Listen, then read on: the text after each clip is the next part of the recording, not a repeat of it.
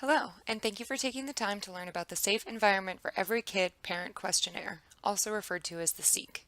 The SEEK is one of the validated, caregiver-completed developmental screening tools recommended in the Louisiana Developmental Screening Guidelines, which you'll hear more about in a minute. First, I wanted to let you know a bit about Children's Special Health Services, the group behind this webinar. We are a program of the Bureau of Family Health, which is located in the Office of Public Health, an agency of the State Health Department.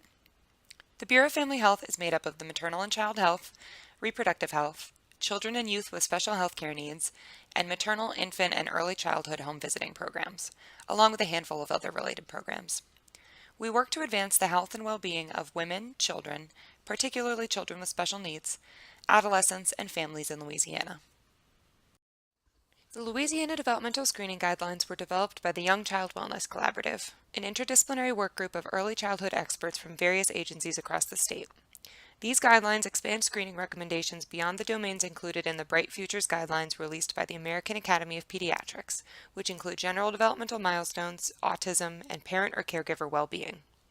The Louisiana Developmental Screening Guidelines also include social-emotional development and environmental risk.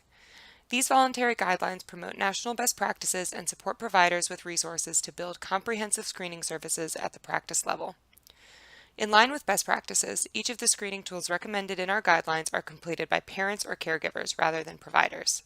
This shift in practice guidelines recognizes the unique expertise that caregivers have on their child's behavior in multiple settings, and also relieves providers from the time and energy it takes to administer and score an instrument based on interaction and observation. The SEEK is the screening instrument recommended by the Young Child Wellness Collaborative for environmental risk, but the instrument also includes the PHQ-2, which is the screening instrument recommended for caregiver well-being.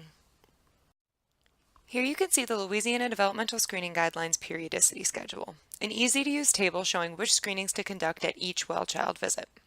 The Louisiana Developmental Screening Guidelines recommend screening every child for environmental risk at the very first well child visit, as well as at 6 months, 12 months, 36 months, and 60 months.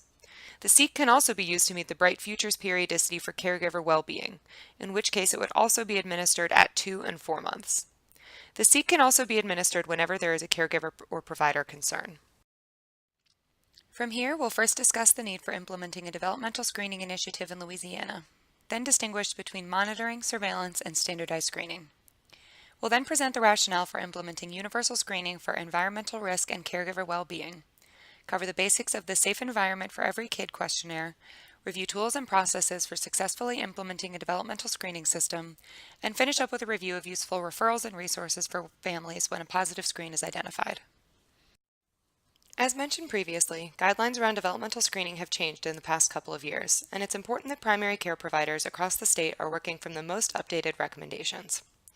Recent data suggests that 37% of children ages birth to 5 in Louisiana are at moderate to high risk for delays in school readiness, and 42% of Louisiana parents report having concerns about their child's development. This suggests that there is a large portion of children in Louisiana that would benefit from early identification and intervention. However, less than 17% of parents in Louisiana with children ages 10 months to 5 years who visited a pediatric primary care doctor in the last year reported having completed a developmental screening questionnaire at that visit. Our goal with the Developmental Screening Initiative is to increase screening rates in primary care for young children in Louisiana so that they can receive supports and services earlier to maximize their health, education, and daily functioning. Early identification consists of 3 related but distinct components: developmental monitoring, surveillance, and screening. Each is a method of tracking developmental milestones. Developmental monitoring simply consists of parents or caregivers noticing and celebrating their child reaching developmental milestones, as well as noting when milestones aren't reached at the typical time. Since many parents often don't know every developmental milestone or when they should occur, using tools like the CDC's Learn the Signs, Act Early materials can be very helpful. I'll talk more about those tools in a bit. Developmental surveillance is essentially the same concept as developmental monitoring, but is typically conducted by healthcare or early care and education providers. To get a fuller picture, this often includes the provider eliciting parental concerns and taking a developmental history. Developmental screening involves a healthcare or early care and education provider administering a validated instrument for a caregiver to complete with standardized questions about their child's development. This is the component we'll focus on mostly today. Now that we've distinguished between developmental monitoring, surveillance, and screening, it's important to understand that each component of early identification complements the others, and that ideally we want all three to be happening for every child. Many primary care providers have effective procedures for developmental surveillance. For instance, building questions for parents about development into the normal flow of a well child visit. This is a great practice that can help normalize discussions around development for families and providers. However, a limitation of relying exclusively on surveillance is that while it does a good job of picking up children with significant impairments, it may miss those who have more subtle issues that might respond well to early intervention. Research demonstrates that children receiving standardized screening were referred to early intervention services 64% faster than children receiving surveillance alone. Similarly, we know that children whose parents engage in developmental monitoring and whose physicians administer developmental screening tools are more than twice as likely to receive early intervention services compared to children receiving only monitoring or only screening. All three components work best together to link children to needed resources. So, why screen for environmental risk factors? In this context, environmental risk factors refer to risk factors in a child's environment that are associated with maltreatment.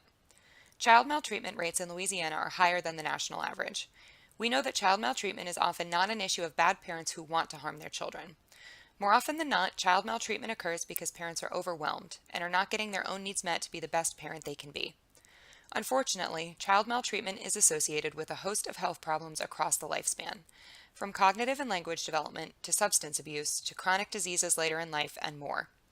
By identifying these risk factors early and referring families to needed supports and services, it may be possible to prevent some instances of child maltreatment, as well as the spectrum of associated negative outcomes.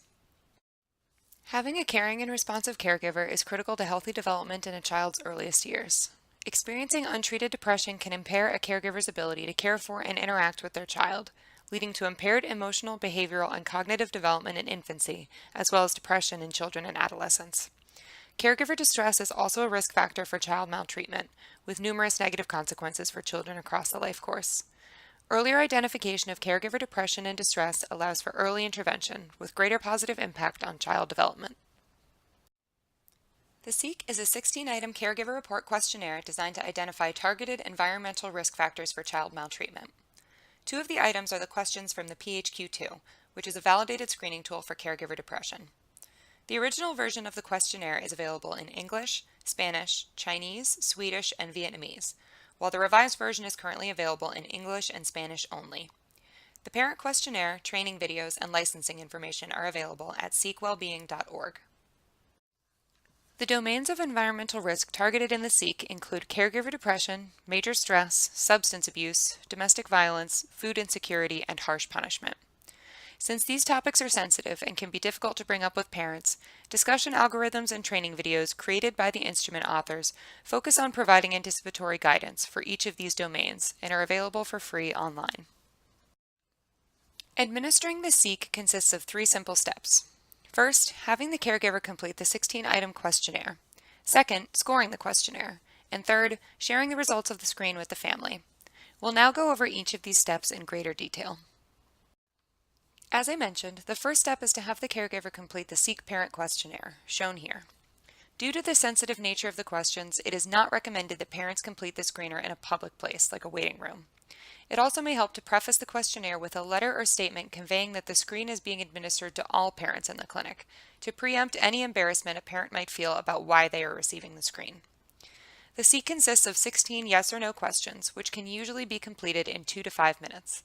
It's important for the validity of the screening results that caregivers understand the screener. Don't be afraid to offer reading or interpretation assistance if you think that it's necessary. The second step is to score the questionnaire.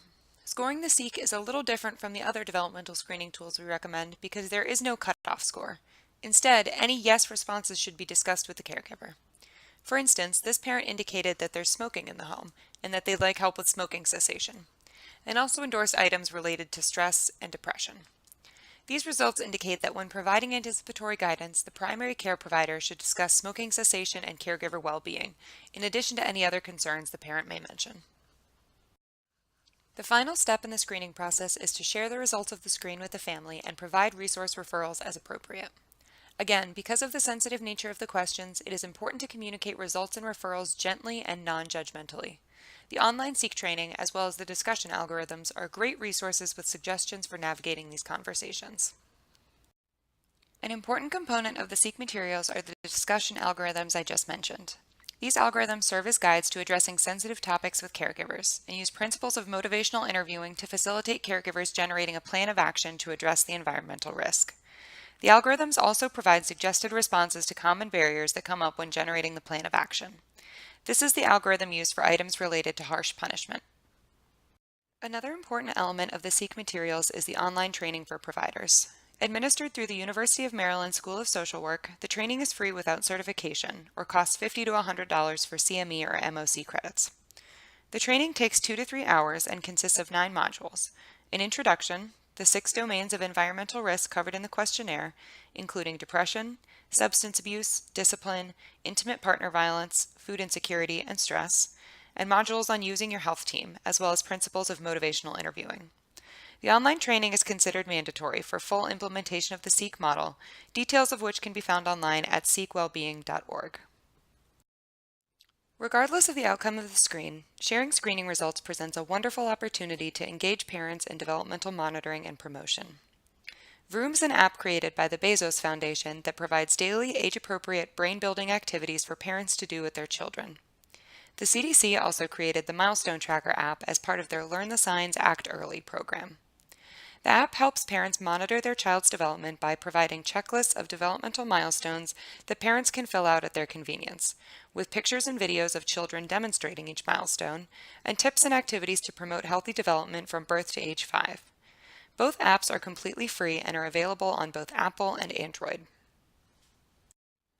Now that we've gone over the basics of the SEEK, it's important to discuss the process of implementing this and any other tool into your practice workflow.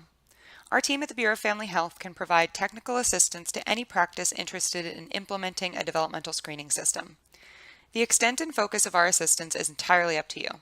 We know that each practice and the communities they serve are different, and our goal is to help you create a sustainable system that works for you. Our TA request form is the first step of our collaboration. We collect information on your clinic and staff so that we can better understand how to tailor our assistance to your needs. The back of the sheet lists the types of trainings we offer and the different activities we can assist with. This form can be found on our website, ldh.la.gov/CSHS. One of the primary tools we encourage providers to take advantage of is our screening implementation worksheet. The worksheet prompts you to plan for 5 different areas: materials, completing the screening forms, scoring the screening forms, documenting the screening results, and patient discussion and follow-up. Many of the questions around implementation of screening programs are questions of who will be responsible for each step, which is why we ask about clinic staff composition on the TA request form. There are roles for clinical as well as administrative staff. Implementing standardized screening works best when the entire team is aware of the initiative and the various roles are clearly established. Our main take-home message is slow down to speed up. While it might seem like planning and pre-work is an extra step that you don't have time for, you really can't afford not to do it. Trying to implement developmental screening without a plan can result in confusion, extra work, missed opportunities, and frustration. Another useful tool for implementing developmental screening is process mapping. Process mapping involves the creation of a visual aid for picturing work processes that shows how inputs, outputs, and tasks are linked. While this activity was originally designed for quality improvement for existing processes, it can also be used to think through a new process as well. Once a process is chosen, the group should map out the way the work is currently being done, or if this is a new process, map out how you envision it going. Next, identify gaps and problem areas. What's preventing the process from running smoothly? Are the responsibilities assigned in a way that makes sense? Does the workflow fit with the time and space we have? Here we're going to walk through a pared-down version of what the mapping process might look like in a given practice. These 5 steps are the basics of the screening flow through a primary care clinic, and these steps might be a good place to start mapping. First, the screen is administered to parents or caregivers, then scored, then the results are shared with the parents, referrals are recommended, after which patients should be followed up with, particularly in the case of a positive screen. However, making this process fit with the flow of your specific practice requires figuring out many more details, and Post-its are a great way to keep track of steps, gaps, problem areas, and solutions. For instance, one question that should come up in the mapping process is where does it make sense to have parents fill out screening questionnaires? Have your team brainstorm ideas for where this makes sense, and put the options around the question. Are there private spaces where parents are already waiting around for at least 10 minutes? It may be that your practice has few exam rooms, in which case a consultation room may be a good location for this part of the process. Another question to consider is at what stage is it feasible to enter screen results into the EHR? Again, turn this question to the team to brainstorm. It may be easiest to do this as soon as the questionnaire is scored or as part of the exam room check-in. Alternatively, it might work better for the primary care provider to input the score while they're reviewing the screen results. Or it may be easiest to do this in batches, perhaps at lunch and at the end of the day. In making your decision, it may be helpful to consider who will already be accessing the EHR after the questionnaire is scored.